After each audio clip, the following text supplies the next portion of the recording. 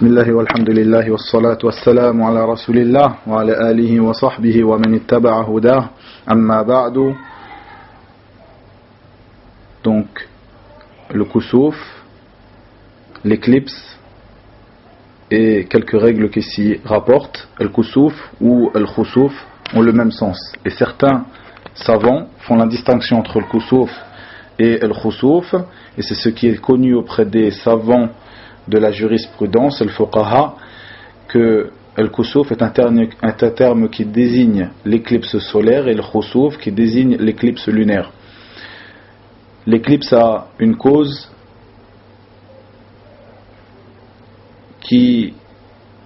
est une cause palpable ou concrète, qui est le fait que la lumière d'un de ces deux astres, le soleil ou la lune, disparaissent.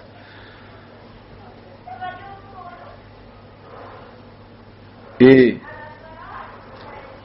les astronomes citent que la cause de l'éclipse solaire, c'est que la lune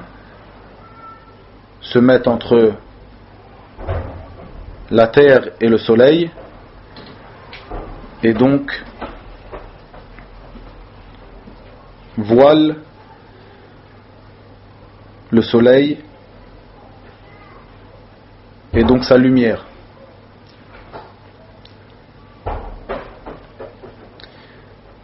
Et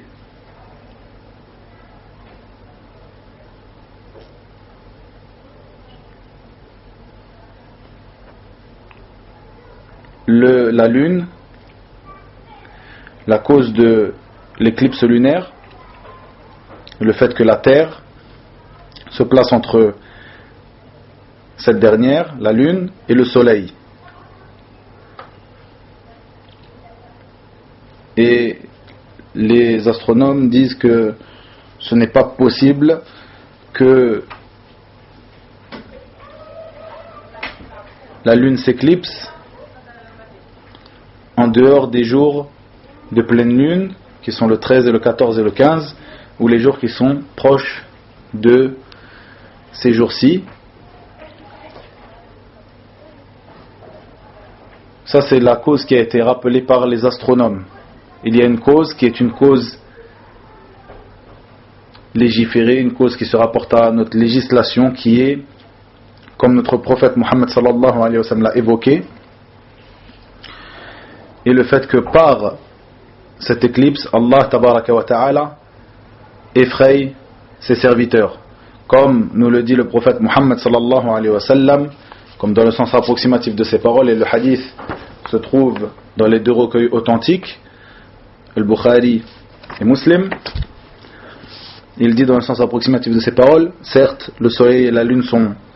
deux signes parmi les signes d'Allah. Il ne s'éclipse pas à la mort de quelqu'un, ni à sa naissance, mais plutôt Allah effraie par ces deux-là ses serviteurs. Et ceci est une cause statuaire, légiférée, et c'est cette cause-là qui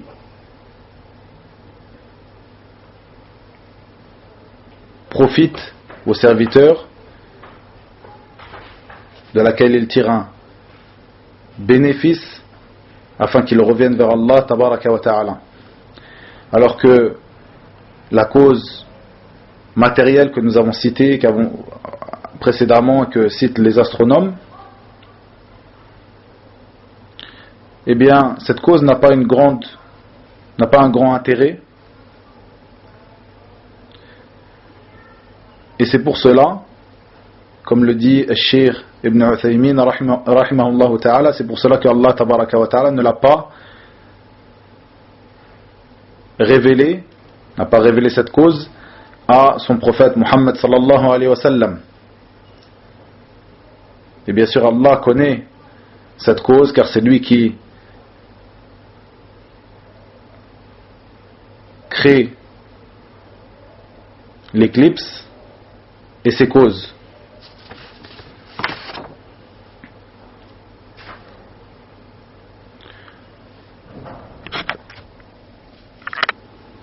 Et il n'y a pas de contradiction entre la cause matérielle et la cause statuaire ou légiférée.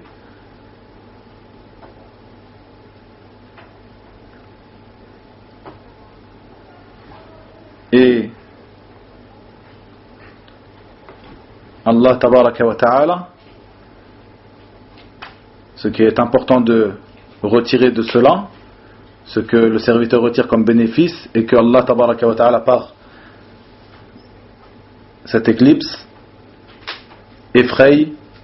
ses serviteurs, et c'est bien cela la sagesse qu'il y a dans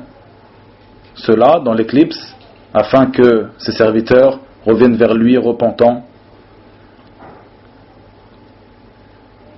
Les savants ont évoqué que il est meilleur de ne pas informer les gens qu'une éclipse aura lieu, car Allah tabaraka wa ta'ala, comme nous l'a informé notre prophète sallallahu alayhi wa sallam, veut par cette éclipse effrayer ses serviteurs. Et si ces derniers sont au courant et ont une science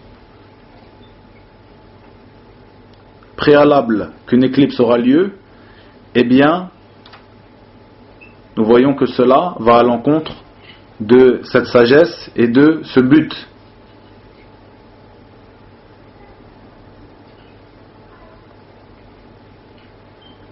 Et comme nous le disent certains de nos savants comme Cheikh Ibn Uthaymin, cela est plus proche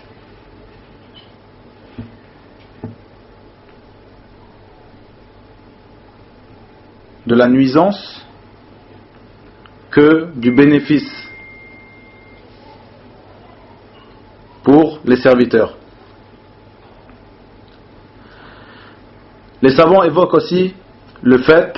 que si les astronomes ont informé du rendez-vous de l'éclipse, quand commencera cette éclipse et quand se terminera, est-ce que nous prions, car bien entendu parmi les règles les plus importantes liées à l'éclipse est la prière de l'éclipse. Donc les savants mentionnent que si les astronomes nous informent du rendez-vous d'une éclipse, du début et de sa fin, eh bien, il ne convient pas de prier juste sur cette information qui est venue des astronomes et d'arrêter la prière juste sur l'information qui est venue des astronomes,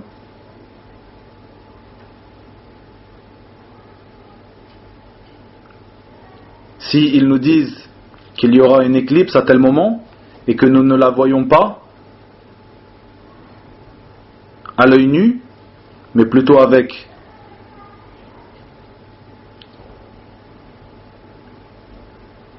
des lunettes à longue portée ou un télescope ou autre, eh bien il n'est pas légiféré de prier à ce moment-là, car le prophète Mohammed sallallahu alayhi wa sallam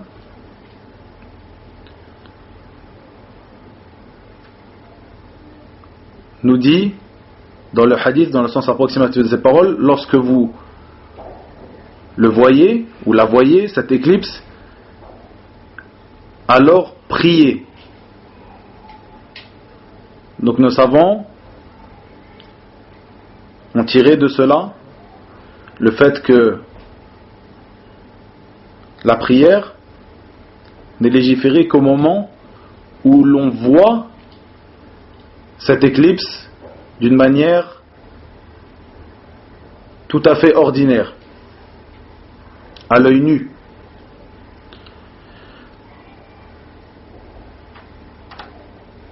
Le jugement de la prière de l'éclipse. Ce qui est connu auprès des gens de science, c'est que c'est une sunnah. Ce qui est voulu ici par le terme sunnah, c'est que c'est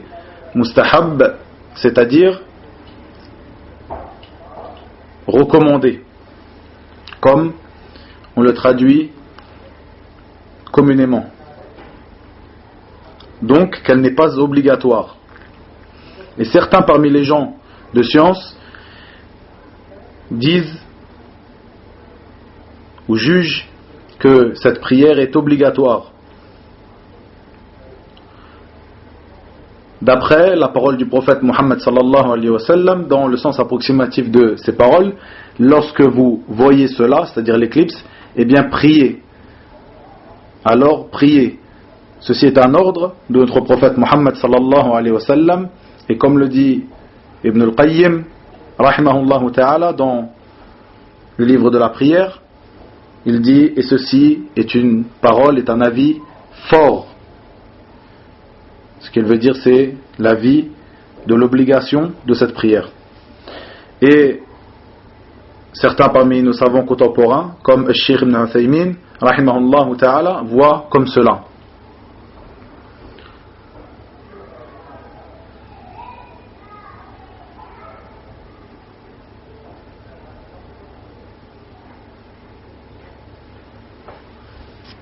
Ensuite,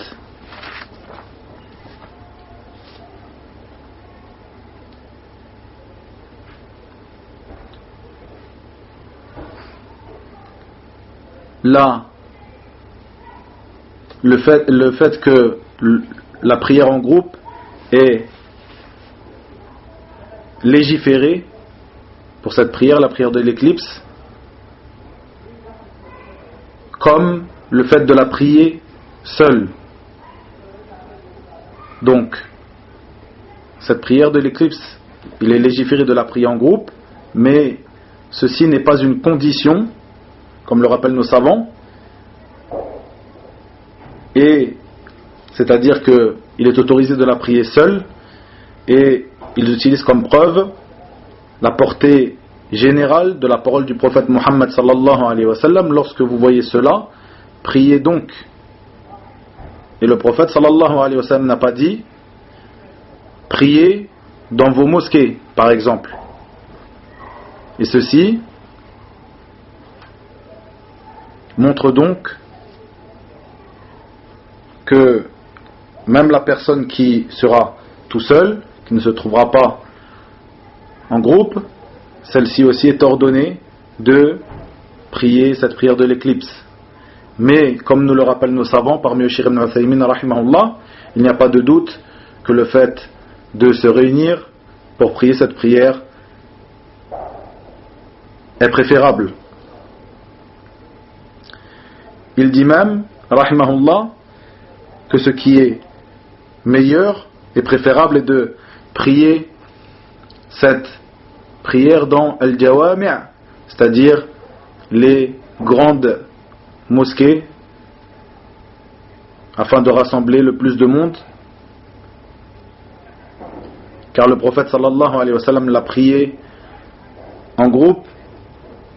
dans la mosquée et a appelé les gens à cela.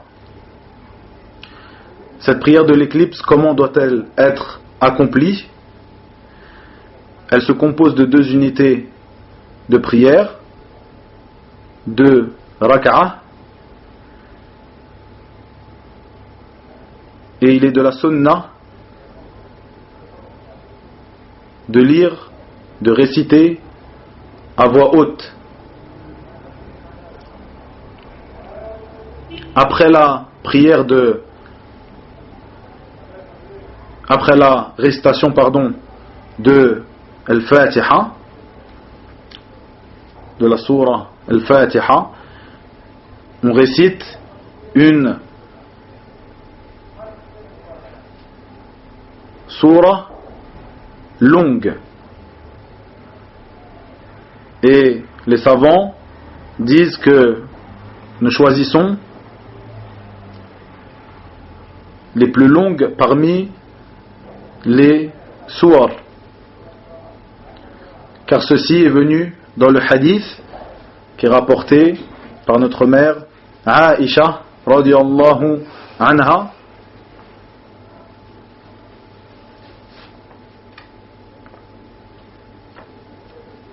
ensuite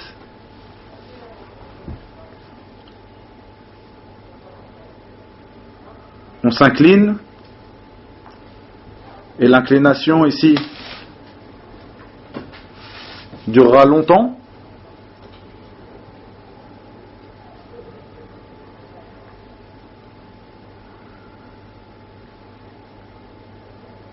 sans l'estimer en temps à la moitié par exemple de la station debout, la station au moment de la récitation, mais plutôt simplement en disant que l'inclination durera longtemps.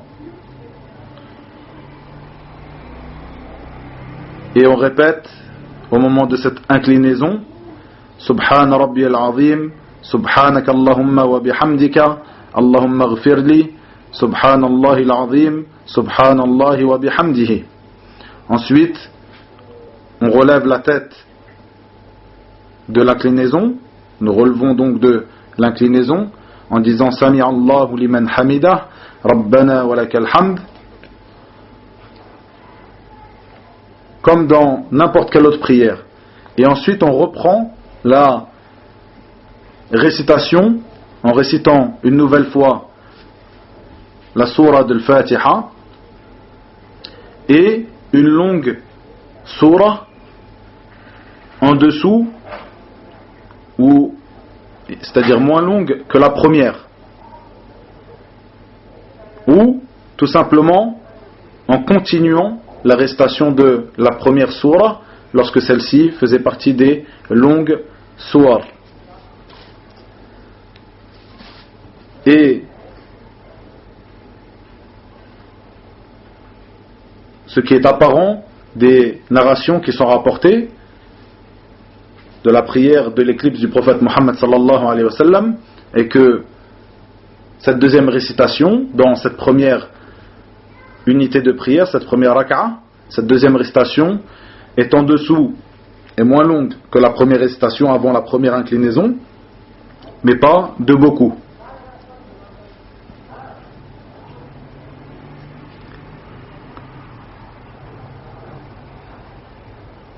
Ensuite, on s'incline une deuxième fois, tout en allongeant cette inclinaison, comme la première fois, mais un petit peu moins, un petit peu en dessous de la première inclinaison. Ensuite, on se relève de cette inclinaison en disant Sami Allahu liman hamida, Rabbana wa lakal hamd, encore une fois. Et ensuite, on se prosterne d'une longue prosternation. Certains savants ont estimé que cette prosternation serait comme à peu près du même temps que l'inclinaison. Ainsi, l'assise qui est entre les deux prosternations sera allongée. Ensuite, on se relève après avoir fait deux prosternations comme dans une prière normale et on passe à la deuxième unité de prière, raka'a. Et dans la première, donc après s'être relevé, on récite le Fatiha, ensuite une récitation qui sera moins longue que la deuxième récitation de la première unité de prière. Ensuite, on s'incline d'une longue inclinaison, ensuite on se relève en disant Sami Allahu liman hamida, Rabbana wa lakal hamd. On reprend une deuxième fois dans cette deuxième unité de prière la récitation de Fatiha avec une longue récitation, encore une fois moins longue que la première récitation de cette deuxième unité de prière, et ensuite on se prosterne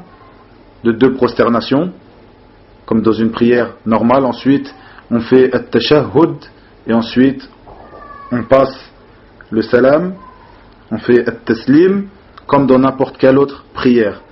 Ce qui démarque cette prière de n'importe quelle autre prière est donc le fait que dans chaque unité de prière il y a 2 ruku', 2 inclinaisons, et 2 fois d'affilée donc la récitation de la surah al-Fatiha et d'une autre surah, ou le fait de terminer la surah qui a été commencée, ou de continuer la surah qui a été commencée dans la première récitation. Et cette manière de prier,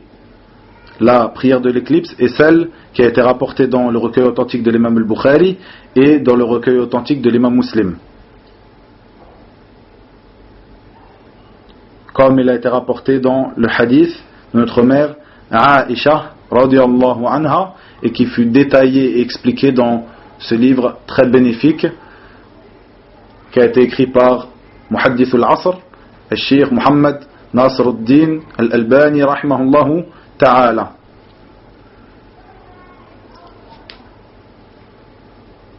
Ensuite, la prière doit être suivie d'une khutbah, d'un sermon, et ce qui est authentique, c'est qu'il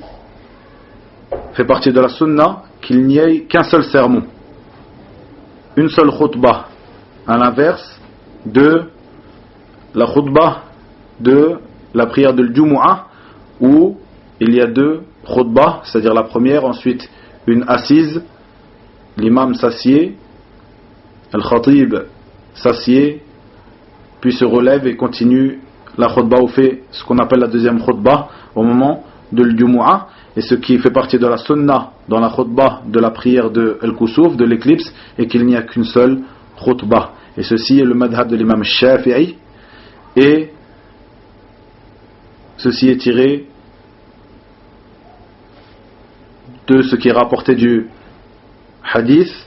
authentique et rapporté du prophète Mohammed sallallahu alayhi wa sallam dans cela, sur la prière de l'éclipse, car lorsque le prophète Mohammed sallallahu alayhi wa sallam a terminé la prière de l'éclipse, il s'est levé, il a loué Allah et fait son éloge.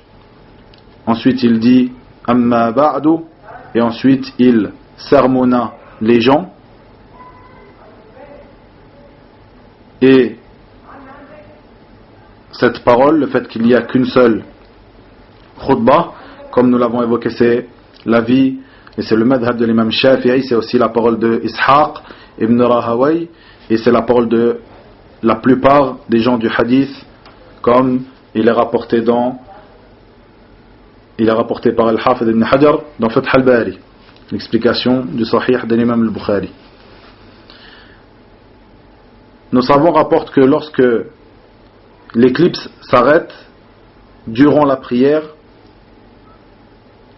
nous terminons cette dernière en l'allégeant, car le prophète sallallahu alayhi wa sallam a légiféré la prière de l'éclipse au moment où nous voyons cette dernière jusqu'à ce qu'elle s'arrête, comme il le dit dans le sens approximatif de ses paroles dans ce hadith. Priez jusqu'à ce que l'éclipse s'arrête.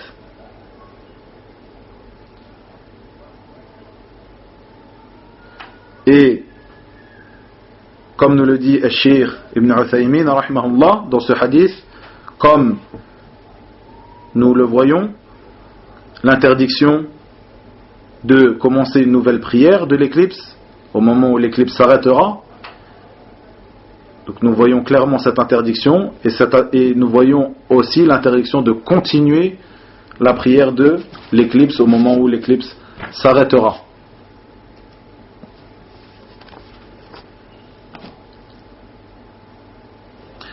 Et si tu as entendu, tu as été informé de l'éclipse solaire simplement au moment où le soleil se couche, eh bien, il ne t'est pas légiféré de prier. Car, comme nous le disent les savants, l'éclipse solaire est un signe de journée, et au moment du coucher du soleil, la journée est terminée.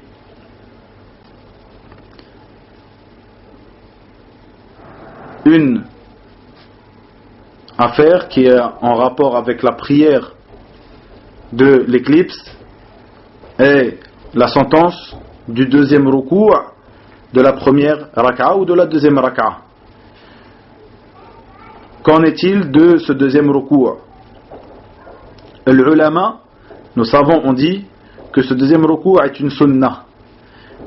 Donc ce qui est voulu ici, c'est qu'il est mustahab, il est recommandé. Et ce n'est pas un pilier dans la prière, comme le premier ruku'.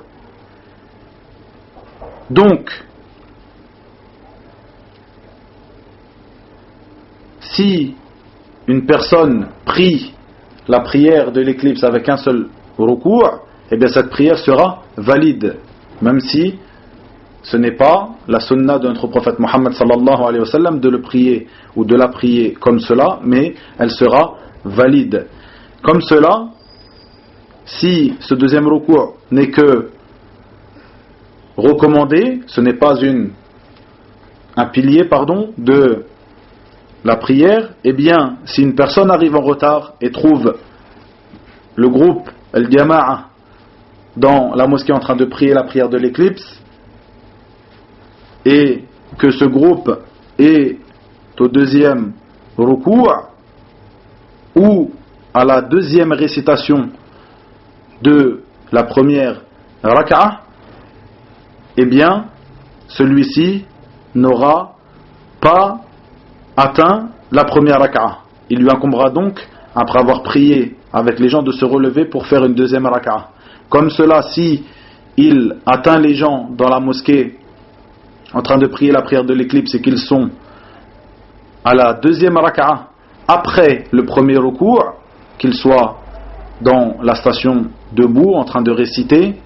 la deuxième récitation de la deuxième raka'a, de la deuxième unité de prière, ou qu'ils sont dans le deuxième ruku',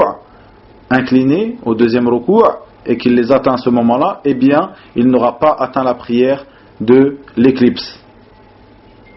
Il lui incombera au moment où les gens feront le taslim, sortiront de leur prière, de se lever, de faire 2 unités de prière. Une dernière chose concernant les règles de l'éclipse est une affaire qui a été rappelée par certains de nos savants sur la sentence de prier une prière au moment où il arrive un signe parmi les signes par lesquels Allah Azza wa Jal effraie ses serviteurs autres que l'éclipse, comme par exemple un tremblement de terre ou des foudres qui ne seront pas ordinaires ou autres que cela. Les savants ont divergé sur cela. Certains ont dit qu'il ne sera pas légiféré de prier une prière qui aura cette caractéristique qui est la prière de l'éclipse pour n'importe quel signe par lesquels Allah Azza wa Jal effraie ses serviteurs en dehors du tremblement de terre, c'est-à-dire qu'il sera légiféré de prier cette prière pour l'éclipse car la sunna est venue comme cela, et le tremblement de terre. Et la preuve que ces derniers ont utilisé, c'est que le prophète Mohammed sallallahu alayhi wa sallam, dans son temps il y avait des tempêtes et des pluies entre guillemets diluviennes, c'est-à-dire des grandes pluies, et autres que cela par lesquels, ou autres que cela parmi les signes par lesquels Allah tabaraka wa ta'ala effraie ses serviteurs, mais que le prophète sallallahu alayhi wa sallam n'a pas prié à ce moment-là. Mais ces savants qui vont vers cette parole-là ont évoqué que le tremblement de terre il y a une preuve à cela, c'est ce qui est rapporté de Abdullah ibn Abbas radiyallahu anhuma et aussi de Ali ibn Abi Talib radiyallahu anhu, qu'ils ont prié au moment où il eut un tremblement de terre. La deuxième parole vers laquelle attend une partie des savants est que l'on ne prie que pour l'éclipse lunaire ou solaire. Et ce qui est rapporté d'Ibn Abbas et de Ali radiyallahu anhum, si ceci est avéré, c'est-à-dire si ceci est rapporté d'une chaîne de transmission authentique, et bien cela n'est qu'un effort d'interprétation en ijtihad de leur part. Et ce qui est rapporté du prophète Muhammad sallallahu alayhi wa sallam est que ce dernier a délaissé cela, a délaissé cette prière, sauf pour la prière de l'éclipse, sauf au moment de l'éclipse. Et la troisième parole est donc une parole que certains de nos savants ont choisie. Parmi eux, Cheikh al-Islam Ibn Taymiyyah, rahimahullah ta'ala, et parmi les savants contemporains, Cheikh Ibn Uthaymin dit de cette parole que c'est une parole très forte, et le fait que l'on prie cette prière, que l'on prie pour l'éclipse, pour n'importe quel signe par lesquels Allah tabaraka wa ta'ala effraie, ou par lesquels Allah tabaraka wa ta'ala effraie ses serviteurs. Car la cause qui a été rappelée dans le hadith du prophète Muhammad sallallahu alayhi wa sallam, qui est dans le sens approximatif de ces paroles, que ces deux signes, c'est-à-dire la lune et le soleil, sont deux signes parmi les signes d'Allah, qu'ils ne s'éclipsent pas pour la mort de l'un d'entre nous, ni pour sa naissance, mais plutôt que Allah tabaraka wa ta'ala effraie par ces deux-là ses serviteurs. Donc, la preuve de ces savants qui sont partis vers cette parole est que la cause évoquée dans le hadith se retrouve comme cette cause se retrouve dans l'éclipse, elle se retrouve aussi dans le tremblement de terre, dans des foudres qui ne seront pas ordinaires, etc. Des tempêtes extraordinaires, etc. Et ils ont répondu à ceux qui ont dit que à l'époque du prophète sallallahu alayhi wa sallam, il y avait ces tempêtes, il y avait, et que le prophète sallallahu alayhi wa sallam n'a pas prié comme il a prié au moment de l'éclipse. Eh bien, ils ont répondu à cela en disant qu'il n'y a personne qui peut affirmer que ces tempêtes qui eut lieu à l'époque du prophète sallallahu alayhi wa sallam n'étaient pas ordinaires, c'est-à-dire que ce n'était pas une tempête qui arrivait de temps en temps, qui était connue chez les gens que cette tempête pouvait arriver de temps en temps. Personne ne peut affirmer que c'était des tempêtes extraordinaires ou des tremblements de terre extraordinaires. Et personne ne peut affirmer qu'elles étaient effrayantes.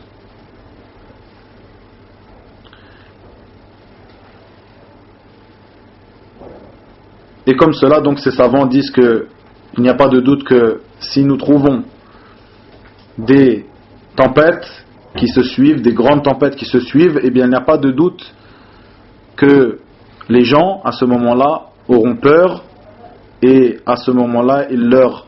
conviendra de revenir vers Allah tabaraka wa ta'ala en priant et en faisant le takbir et en donnant l'aumône comme il est venu dans le hadith sur l'éclipse. Une dernière chose par rapport à cette affaire, l'affaire de l'éclipse, par rapport au jugement de l'éclipse, ainsi que certaines règles qui sont en rapport avec cette dernière. Le fait de faire plus que 2 ruku', 2 inclinaisons pour chaque raka'ah, pour chaque unité de prière de la prière de l'éclipse. Il est venu dans le recueil authentique de l'imam Muslim, que le prophète sallallahu alayhi wa sallam a prié, la prière de l'éclipse, avec 3 ruku', 3 inclinaisons. 3 inclinaisons dans chaque unité de prière.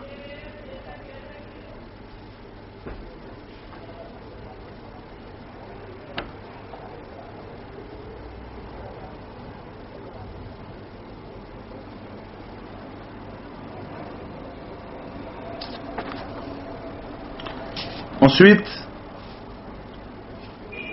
ceci, même s'il fut rapporté par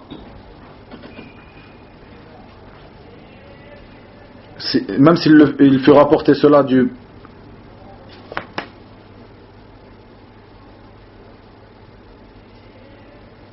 prophète sallallahu alayhi wa sallam, eh bien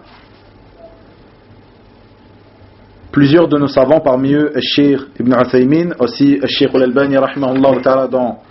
Ta'liqat al-Hisan ala Sahih Ibn Hibban, ont jugé que cette version qui fut rapportée était une riwaya qui était shadda, donc elle n'est pas acceptée, et cette dernière va à l'encontre de ce qui est rapporté dans les 2 recueils authentiques, le recueil authentique de l'imam al-Bukhari et le recueil authentique de l'imam Muslim, ce qui donne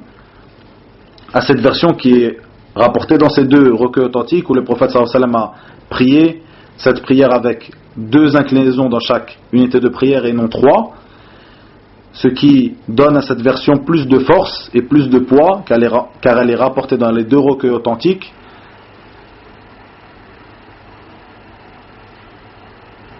Et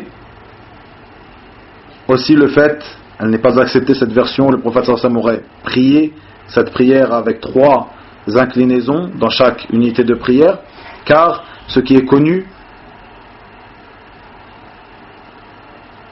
est que le prophète sallallahu alayhi wa sallam n'a prié qu'une seule fois la prière de l'éclipse, que l'éclipse n'est arrivée qu'une seule fois à son époque, et donc il n'a prié cette prière qu'une seule fois. Donc nous sommes obligés face à cela de rejeter une version et d'en accepter une autre. Et celle qui a le plus de poids est bien sûr celle qui est rapportée dans les 2 recueils authentiques,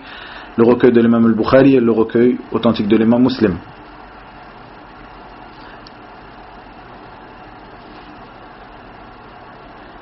Et certains de nos savants comme Cheikh Ibn Uthaymin rahimahullah ta'ala et autres que lui ont rapporté que il a été rapporté de manière authentique de Ali ibn Abi Talib radiyallahu anhu que ce dernier a prié après cette prière de l'éclipse avec 3 inclinaisons dans chaque unité de prière. Et comme nous le dit Cheikh Ibn Uthaymin rahimahullah, ceci fait donc partie de la sunna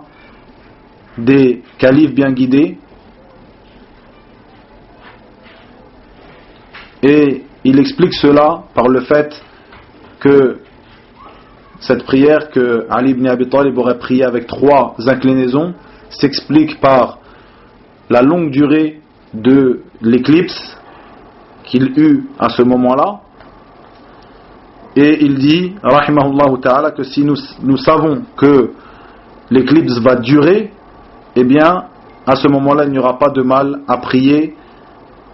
avec dans chaque unité de prière 3 ou 4 ou 5 inclinaisons, car tout cela a été rapporté de as-sahaba ridwanullahi alayhim ajma'in.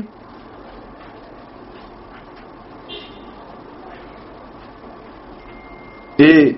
il dit aussi rahimahullah que si nous nous limitons à 2 ruku', à 2 inclinaisons dans chaque unité de prière, même si nous savons que l'éclipse va durer, mais en allongeant la récitation ainsi que chaque position, chaque station de notre prière, eh bien cela sera meilleur, car c'est ce qui est rapporté du prophète Muhammad sallallahu alayhi wa sallam. Et nous terminons sur une question qui fut posée à Cheikh Al-Allama Ibn Uthaymin rahimahullah ta'ala, où il lui fut posé cette question, donc dans le sens de cette question, quand sera légiférée la prière de Al-Kusuf et Al-Khusuf? Est-ce que lorsque cette éclipse sera partielle ou lorsqu'elle sera complète, c'est-à-dire partielle, soit partielle ou soit à son début, ou au moment où elle sera arrivée à son apogée, où elle sera complète? Eh bien, Achir de répondre que si nous voyons, à partir du moment où nous voyons l'éclipse, que cette dernière soit totale ou partielle, eh bien il nous convient de prier, de commencer cette prière et de nous empresser à prier cette prière de l'éclipse, car le prophète Mohammed sallallahu alayhi wa sallam a fait cela lorsqu'il vit l'éclipse, et il a ordonné aux gens de faire cela. Et il n'a pas conditionné cette prière de l'éclipse par le fait que cette dernière soit complète ou non, car ceci est une chose qui n'est pas possible de savoir au préalable, bien sûr, sans parler des calculs astronomiques, mais à la base c'est une chose qui n'est pas possible de savoir au préalable, et plutôt le prophète sallallahu alayhi wa sallam a ordonné aux gens de s'empresser de prier, de ne pas attendre de voir si cette éclipse sera partielle ou totale. Donc à partir de là, il nous convient de prier, de nous empresser à commencer cette prière de l'éclipse au moment où nous voyons une éclipse, qu'elle soit à son début, qu'elle soit partielle ou qu'elle ne soit pas partielle. Et ceci est ce qui est arrivé il y a 2 jours, le 16 du mois de Dhul Qa'da de l'année 1438 après la hijra de notre prophète Muhammad sallallahu alayhi wa sallam, une éclipse partielle de la lune, et ceci était une cause de l'enregistrement de ces éclaircissements. Wa ila huna wa billahi at-tawfiq wa sallallahu wa sallam wa baraka ala nabiyyina Muhammad walhamdulillahi rabbil alamin.